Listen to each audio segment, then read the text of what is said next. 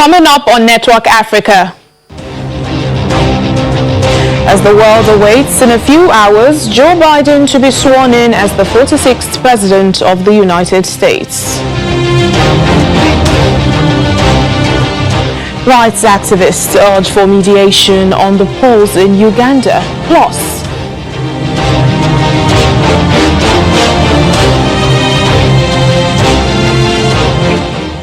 the Foreign Affairs Minister of Zimbabwe dies of COVID-19.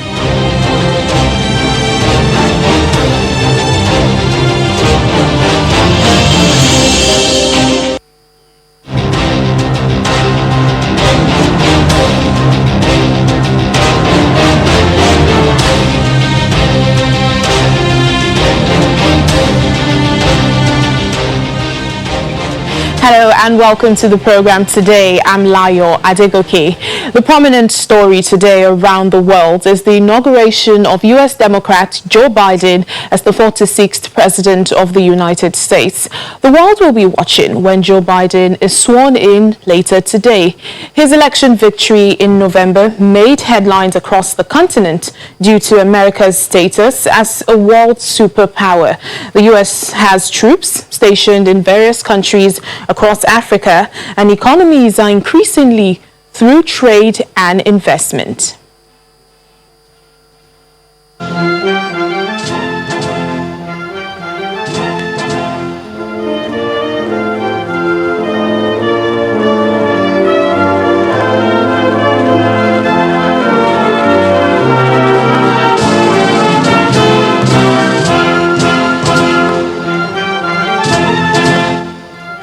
Well, as you can see, these are live videos and pictures in preparation in a few hours for Joe Biden to be sworn in as the president. This is in Washington, D.C. Just a few minutes earlier, Joe Biden and his family were at the church for Mass. They'll be moving on to this venue soon, and the event will begin at 5:30 p.m. here in Nigeria, and that's 11:30 a.m. in Washington.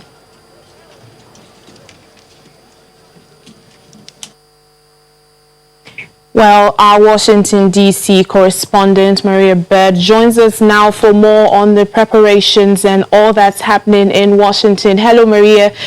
Good to see you. Now, what is the mood like? We've seen pictures, we've seen the band playing. Across the country, how are Americans preparing to swear in Joe Biden? Thank you for having me. The mood in America, I think, is moving to a majestic mood. It is a mood where people are waiting and wanting for something new within the U.S. And so I think this is a time when many Americans are just watching how a new day is upon us here in the United States. But most importantly, I think people are wanting to see how is President-elect Biden and soon-to-be President Biden going to address the pandemic? How is he going to address the issues of, insurrection and all of what we've seen with the violent attacks against the U.S. government? And how is he going to be able to move the country together as one? But I think today is a day that the world can watch and see that democracies are able to rise and that democracies do work. And that the whole United States has come together. You can see there's bipartisanship that will be at the inauguration today. Just a few moments ago, former President Bush, a Republican president, has walked forth. They're waiting now for former President Obama to walk forth. And so you will see a coming together of all parties today, especially those within Senate, within the House, and obviously those who have formerly served as President of the United States. And we also must note that Vice President Pence will also be in attendance. He did not attend the farewell celebration for President Trump. Indeed. Now, Mr. Joe Biden has already set out a number of executive actions to, immediately do after being sworn in. What more can you tell us about that, and especially the expectations from of Americans from the president?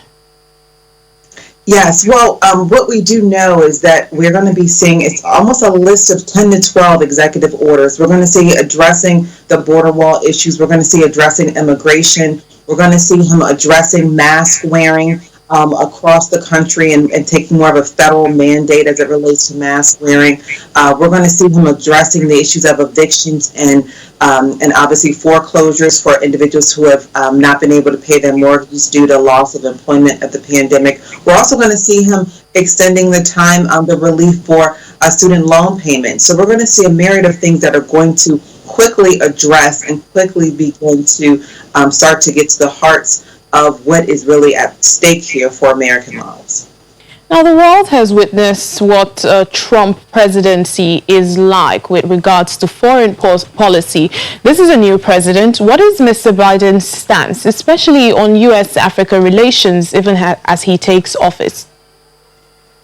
Well, we are hopeful. All we can say is that we have seen him take a very deep interest into, as we know, Linda Thomas Greenfield has been put in as a UN ambassador, which says a lot. I mean, she was a ambassador to Nigeria, several different African countries, and so she's always been, and even when she served in the U.S. government previously under the Obama administration, that was her area. Was Africa-U.S. relations. And so we know that is one. We know, too, that the Assistant Secretary of Treasury is of Nigerian descent. And so we know that he has an interest in making sure that it's not just about those that we typically see in these roles. He's looking to be more inclusive in his roles. And we know, just to be very honest, the Vice President is a woman of color that has a long history of global work and her, ties to other countries. And so I think that we're going to begin to see a resurgence of that relationship between Africa and the U.S. And I think it'll be about a partnership more so than anything that has been done before. So we're going to keep our eye watching. But I think if you talk to any of those, the Corporate Council on Africa, any of those who do a lot of work with Africa in the United States, they, I think, are very hopeful for the future of U.S.-Africa relations. All right, then we'll be hopeful alongside them. Thank you so much, Washington, D.C. correspondent Maria Berg. Thank you for speaking to us. Thank you. Moving on to other stories, human rights organizations in Kenya are asking international and regional bodies to set up a mediation team to address alleged election malpractices in neighboring Uganda. Under the banner of Africa Elections Watch, the activists say unresolved injustices during and after elections may precipitate riots and widespread human rights violations across Uganda. Now, these remarks come amid reports of people being arrested and detained illegally.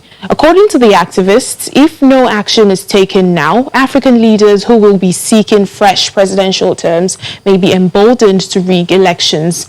Opposition presidential candidate Bobi Wine has been restricted at his home by soldiers since Thursday, shortly after he cast his ballot in Uganda. In the meantime, polls are open for voters in Uganda to elect city mayors and district chairpersons. Although there has been a low voter turnout in the local government council elections compared to last week's presidential and parliamentary elections. Still on elections, but in Somalia, Amina Mohamed Abdi was just 24 when she first stood for Somalia's parliament in 2012, defeating two other candidates to win a seat reserved for women and defying elders from her Haiwiye clan, some of whom denounce her as immodest. Now she had to defy these elders from her clan to first stand for parliament. Today she is one of the most visible and vocal critics of the government and is also battling for a third term. Today, Amina Mohamed Abdi is one of the most visible and vocal critics of Somalia's government. But when she first stood for parliament in 2012, aged 24, it was in defiance of elders from her Awiye clan. I was asked, you wanted to be a prostitute? How can a woman can represent a clan? I insisted and said, a clan is not composed of men only. With an overdue election tentatively scheduled for next month, Abdi is gearing up to fight for a third term, the only woman in a field of 6 candidates contesting the same seat. That's after winning that first election in a seat reserved for women and an open seat 4 years later. But her interest in politics was sparked much earlier. I was growing up during civil war, made me wanted to enter politics to help rebuild my country. I remember coming home from school as an 8 years old to find my house empty and my family fled after fighting broke out. Everywhere there was gunshots and mortar shells were landing.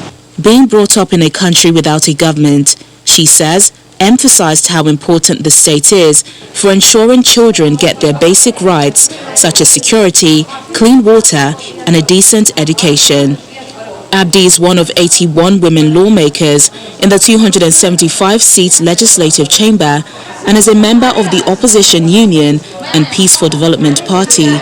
She has become known for speeches labeling the government as corrupt and incapable of protecting Somalia's 15 million people, accusation the government denies. Elections were due in December but have been delayed after the opposition accused President Mohamed Abdullahi Mohamed of packing the electoral board with his allies. The postponement sparked protests in Mogadishu, and the opposition has threatened to boycott the scheduled vote if the electoral board is not disbanded.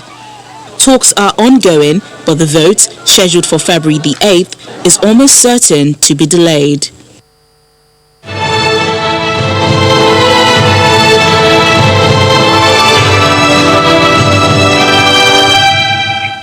British UK Foreign Minister Dominic Raab is in Kenya on a one-day visit to help the country prepare to roll out the Oxford AstraZeneca vaccine.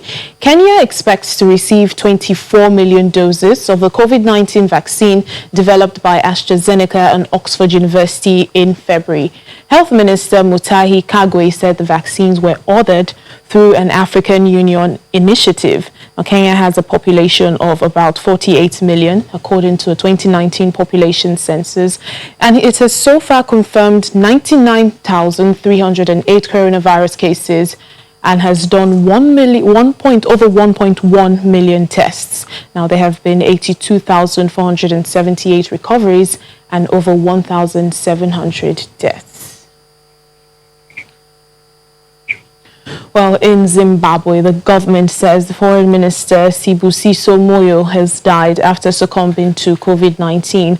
Born in 1960, the former army general gained international prominence in 2017 when he announced the military takeover that ousted long-serving President Robert Mugabe from power.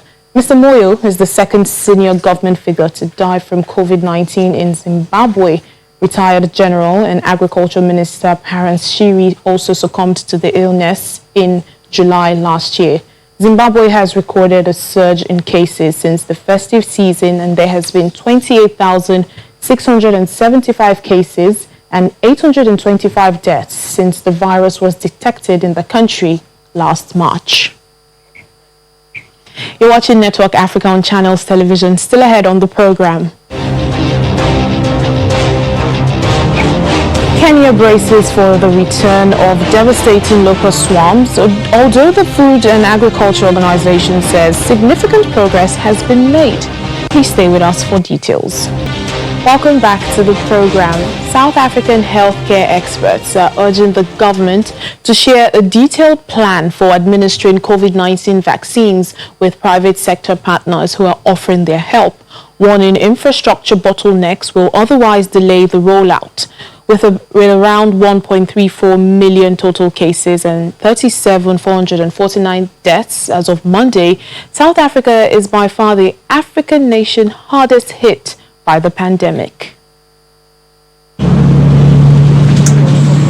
As the second wave of infection grips South Africa, authorities have come under fire for the perceived slow pace of vaccine procurement.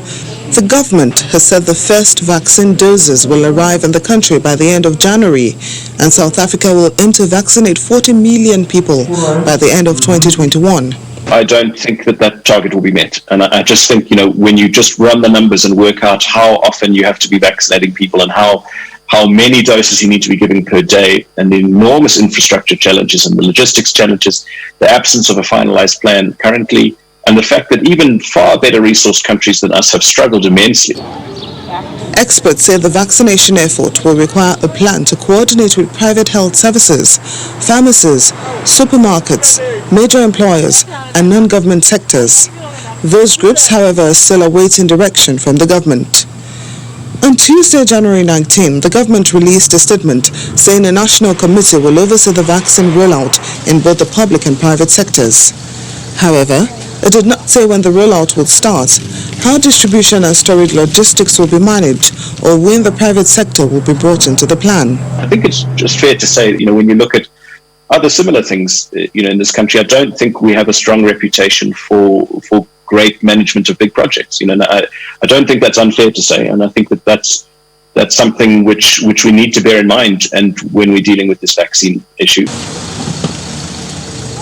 South Africa immunizes around 5,000 babies daily for diseases like measles and diphtheria as part of what is currently its biggest mass vaccination scheme.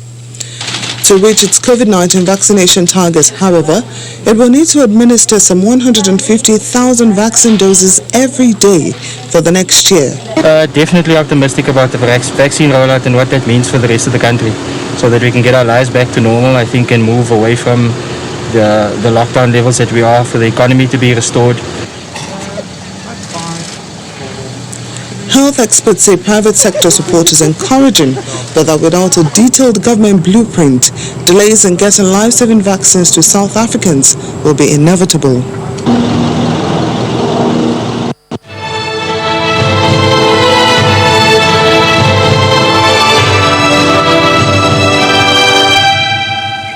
To security matters now, French President Emmanuel Macron says France could adjust its operations in Africa's Sahel region following successes against jihadist groups. Mr. Macron said the arrival of special forces from other European countries would allow France to make those changes. He made no reference to a time frame on the proposed changes, but a decision is expected to be taken at a forthcoming summit of France and G5 Sahel countries to be held in February in Chad's capital, in N'Djamena. The French president also assures that efforts to maintain stability and victory against the jihadists will be maintained. More than 5,000 French troops have been serving as part of Operation Barkhane in support of the forces of Mali, Mauritania, Niger, Burkina Faso and Chad. The UN Humanitarian Office is appealing for $76 million to provide urgent assistance to the island nation of Madagascar. The country has seen its agriculture season ruined by the worst droughts in the decade. 3 consecutive droughts, compounded by the COVID-19 pandemic, have left more than 1.27 million people in Madagascar's Grand Sud area in desperate need of humanitarian aid. The United Nations in Madagascar has just issued a flash appeal for $76 million to urgently support over 1 million people who face huge and potentially life-threatening humanitarian needs for food, nutrition, water and sanitation, and health assistance. We are trying to be out there urgently right now to save lives which are at risk. The COVID-19 situation has, of course, made everything much more difficult. One of the things that are particularly concerning is, of course, that the normal coping mechanisms for people during the lean season, because this is not the first time that we have food insecurity in Madagascar, is often to send a family member to the larger cities to look for work so that they can send money back home. With COVID-19, this kind of coping mechanism is no longer available because people cannot move and there are no jobs available. 1 in 3 people in the south are now severely food insecure. The food security analysis from last month, so December, also showed the alarming projection of more than 135,000 children under the age of 5 suffering from acute malnutrition in the coming months in the Grand Sud. Well, still on the issue of food in Africa, as Madagascar is suffering from drought, swarms of desert locusts are back in East Africa, much to the dismay of farmers and villagers who witnessed them wreak havoc on their crops and pasture in previous years. Locust swarms first soared in numbers in late 2019 as a result of unusual weather patterns amplified by climate change. They dispersed eastward from Yemen, leaving Kenya, Somalia and Ethiopia hardest hit. Farmers like Katelo, who grows crops in northern Kenya, are once again battling swarms of locusts which the Food and Agriculture Organization is warning are reappearing across East Africa. The situation remains serious, certainly. I don't want to water that down. It remains extremely serious. Katelo tries to chase locusts from his crops, but his efforts are in vain. Swarms of the crop-destroying pests are reappearing across the region. The UN's Food and Agriculture Organization warns that in the city of Mesabit, they descended like a cloud. That's according to Elias Iman Abdul Kadir of aid organization Catholic Relief Services, who filmed the invasion on Katelo's farm. He was trying to chase them. Me and the driver also, we supported him, but it was too much, as you saw in the video. But he told me most of his maize and the beans have been affected. Swarms of locusts exploded from the end of 2019, exacerbated by unusual weather patterns that were amplified by climate change. Kenya, Ethiopia and Somalia were the hardest hit. What is important to realize is that with the current level of funding that we have, we will have to stop or significantly scale down our operations in Kenya in late March, in Ethiopia on 1st of March, and in Somalia on 15th of March. So really what we've been doing is again trying to draw the attention. As you know, early April coincides with the seasonal rains in Kenya, in southern Ethiopia, as well as with the planting period. So this is a cause of concern, and this is also why it's extremely important that the control operations, as Dominique mentioned, are not disrupted. Immature swarms had been seen in 7 of Kenya's counties compared to 4 the week before, and were also spreading in Ethiopia and Somalia. The FAO warns that any rainfall in the coming weeks will cause swarms to mature and lay eggs, giving rise to a new generation during February and March. And that's it on the program today. Thank you so much for watching. I'm Layo Adegoke.